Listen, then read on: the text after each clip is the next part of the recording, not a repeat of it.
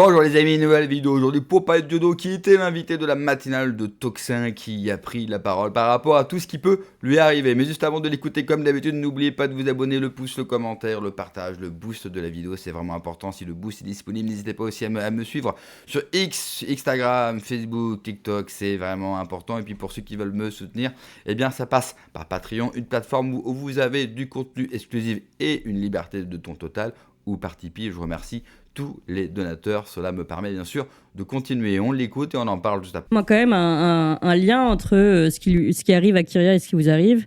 Et comment vous réagissez d'abord, vous, à la cause agricole et notamment celle de Kyria?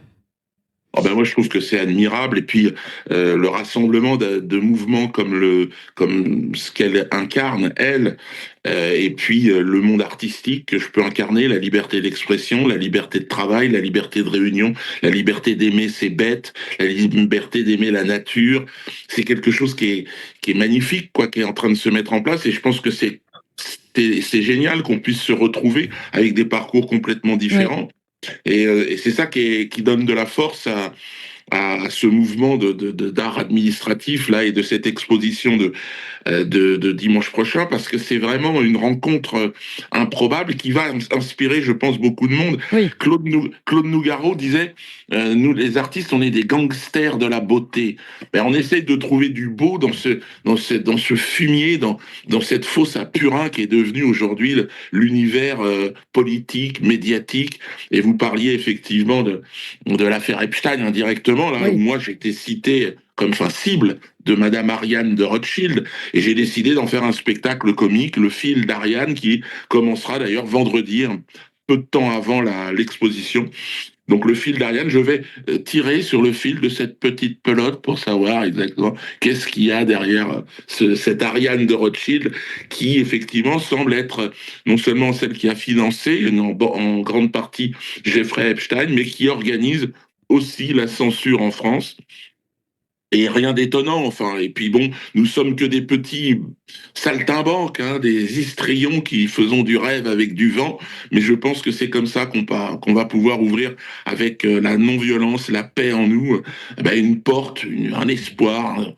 On est un peu une soupape, quoi. Donc ce spectacle Fil d'Ariane, ça sera à partir de vendredi prochain.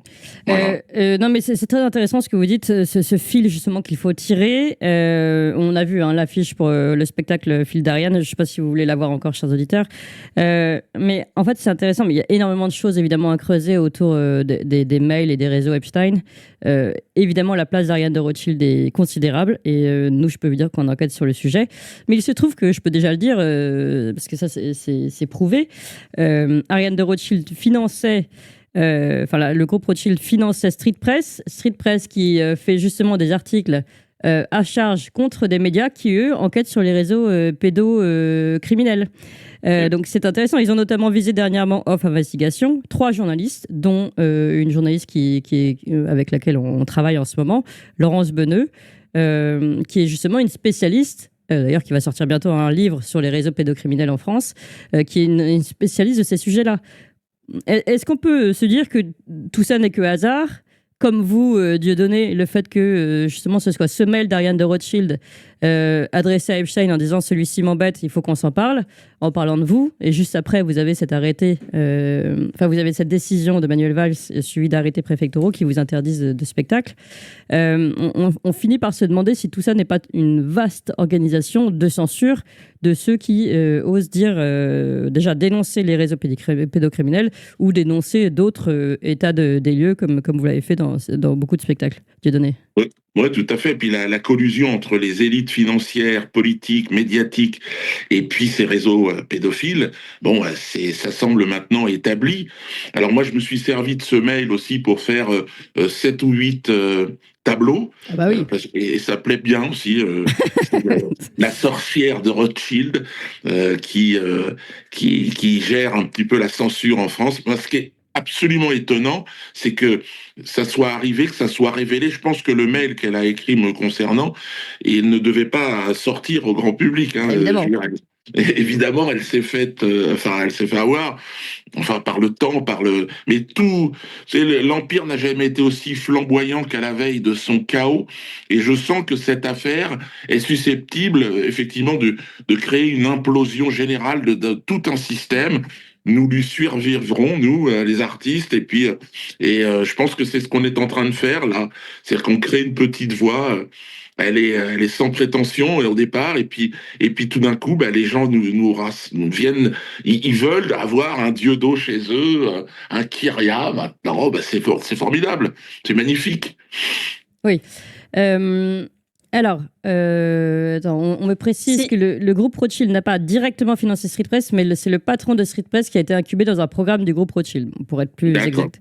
Je voulais vous dire aussi, Dieudonné, vous avez fait un live aussi qui a eu énormément de vues. Je crois qu'on a les chiffres ici qui vont s'afficher et qui montre aussi une volonté, sur ce sujet d'ailleurs, qui montre aussi une volonté de savoir de l'ensemble de nos auditeurs, de beaucoup de Français.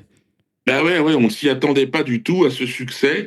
Effectivement, je pense que c'est le sujet qui porte une interrogation profonde sur cette affaire Epstein, les ramifications. Alors, on a fait 300 000 personnes en direct. C'était, je crois, le record absolu en France, et peut sûrement en Europe d'ailleurs, d'un live sur X. Alors, j'ai été banni, moi, de YouTube, de TikTok, de tous les réseaux sociaux. Et donc là, mercredi prochain, et Kyria est invité dans ce live d'ailleurs pour parler de cette exposition, eh bien, nous allons revenir. On aura notamment des gendarmes qui commencent aussi parce qu'on les croise, nous, malheureusement, toutes les semaines en tournée, parce qu'ils viennent nous notifier des arrêtés. Ah oui. Et ils commencent à en avoir un peu marre. Je crois que... Et donc, il y en a... Alors là, ceux qui vont témoigner sont à la retraite, parce que il y a le devoir de réserve qui interdit aux autres de s'exprimer. Mais c'est vrai que c'est les gendarmes qui vont créer le point de bascule.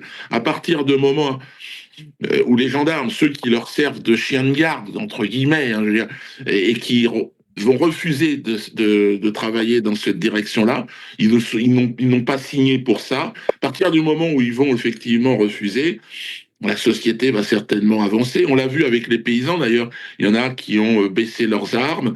On l'a vu avec les gilets jaunes. Il y en a qui refusaient de tirer sur des... Bon, il y en a aussi qui acceptaient. Hein.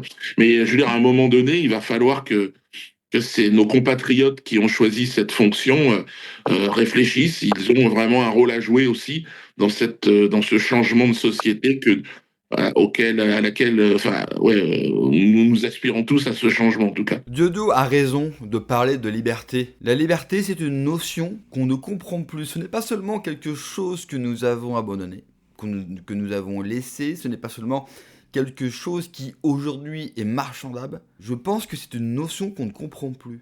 On ne comprend plus la notion de liberté. La liberté, c'est pas seulement faire ce que l'on veut ou faire n'importe quoi. C'est être libre.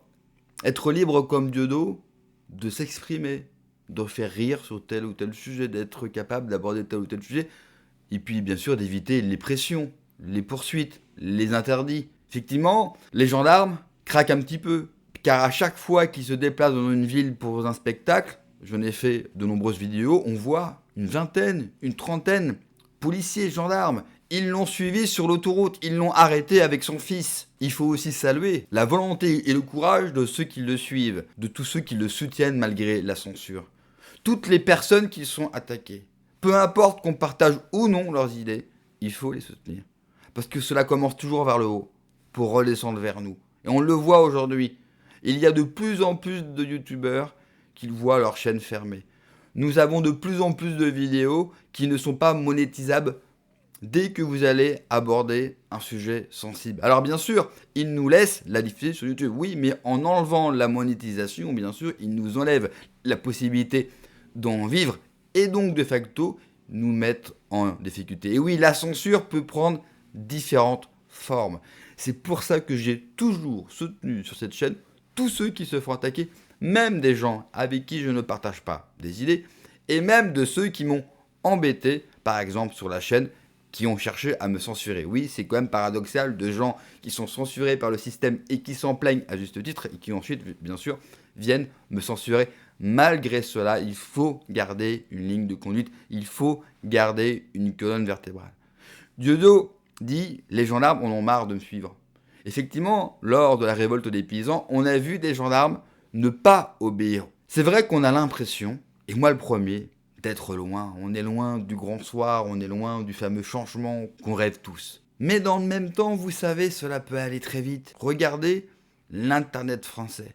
Il n'a jamais été aussi fouillis et surtout, il n'a jamais réalisé de telles audiences, malgré là encore la censure. Dieudo effectivement fait des lives aujourd'hui sur X avec beaucoup d'invités. Vous vous rendez compte que ces lives-là, que ces émissions sur X font plus d'audience que des émissions à la télévision. Des 500 000 vues, des 1 million de vues sur X. Ce qui ne veut pas dire que nous sommes les médias aujourd'hui.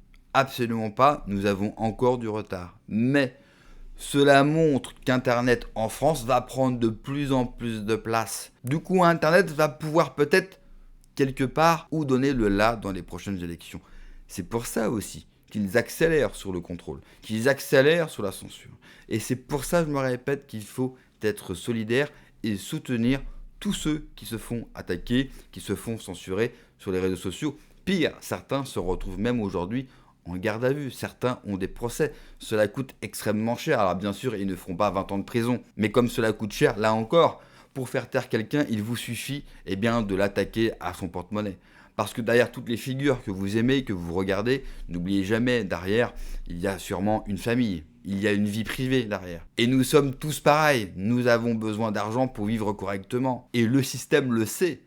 Donc soit il censure ceux qui ne fléchissent pas, ou alors ils vont les acheter, pas directement, mais indirectement, comme peut-être leur proposer des rôles de premier plan, de rôles des chroniqueurs dans les médias mainstream, où c'est beaucoup mieux payé que sur Internet. Je ne dis pas que c'est le cas. Je dis que c'est un risque, bien sûr, qu'on endure, parce que nous avons beaucoup de succès, et c'est grâce à vous, et c'est grâce à nous tous. Et pour finir, moi je suis vraiment pour que les créateurs, pour les influenceurs politiques sur Internet se regroupent.